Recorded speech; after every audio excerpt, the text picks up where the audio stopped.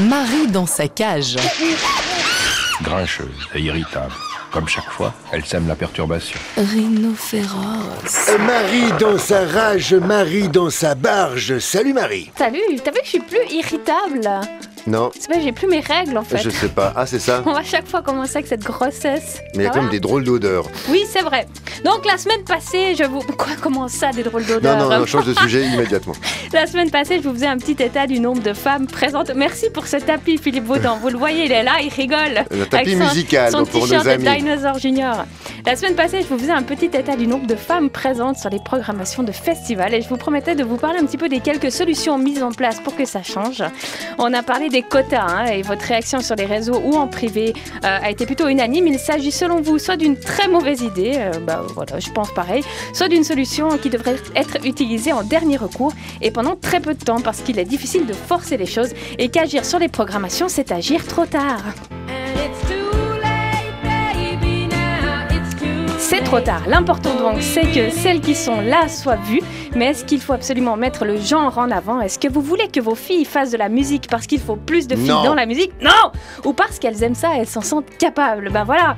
Parce que le risque, à force de vouloir faire des groupes pour les filles, des festivals pour les filles, des programmations pour les filles et des sites internet qui font la promotion des filles dans la musique, c'est qu'on va se retrouver dans un ghetto chiant et nul avec que des filles. Et puis vous allez nous manquer. Trop de filles tue la fille. Trop de filles tue la fille. Ça a toujours été d'ailleurs la plus grande trouille d'un des plus grands groupes féministes de l'histoire du rock.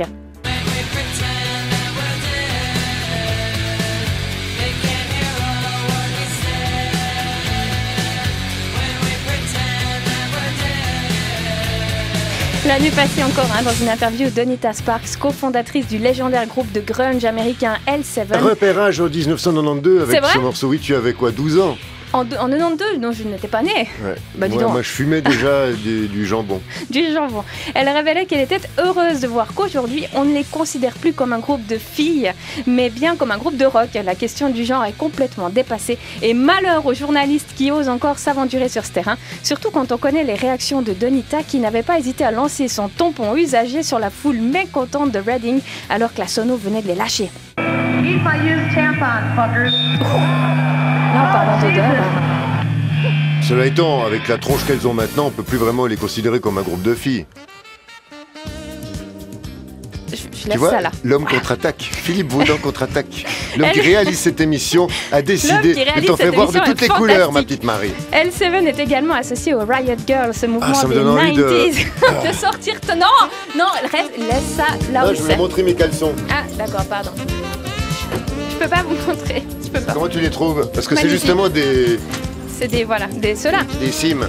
Donc, le L7 est également associé au Riot Girl, ce mouvement des 90s qui voulait faire une place aux femmes, sauf qu'à trop hurler que les femmes ont leur place, on ne retient que les hurlements. Petit à petit, les membres se sont désolidarisés d'un mouvement trop extrême. Les L7 ont toujours d'ailleurs refusé d'intervenir dans des concerts réservés aux femmes et n'ont jamais hésité à s'entourer d'hommes pour faire grandir leur cause ou leur musique. Par exemple, Nirvana qui les avait aidés pour un concert pour le pro-choice. On sait très bien ce qui s'est passé en coulisses, ça t'en est pas fou. Parce que c'est un peu la clé, mesdames. Comment voulez-vous qu'on arrive à une diversité des genres si on reste entre nous? Est-ce que la solution, ce n'est pas de montrer qu'on peut le faire ensemble? Que vous n'avez pas à avoir peur de nous? C'est beau. J'ai rien à dire. Je Rien te laisse n'empêche. déclamer tout ce que tu veux. Rien n'empêche par contre de se serrer les coudes. Il y a d'ailleurs des associations pour ça, comme SheSaid.so, qui regroupe bon nombre de femmes influentes dans la musique à travers le monde.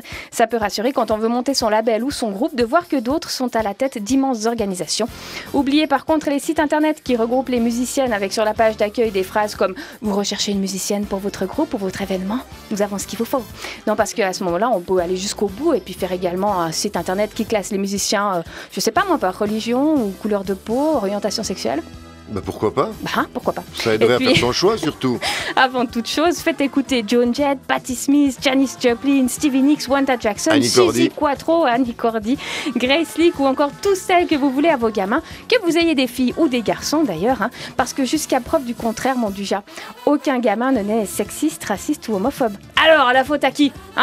On se quitte avec un des premiers groupes de rock composés de filles uniquement, les Runaways, et nous on se revoit la semaine prochaine. J'ai quand même une question à te poser. Attention. Pourquoi vouloir faire comme nous? Adios. Marie dans sa cage.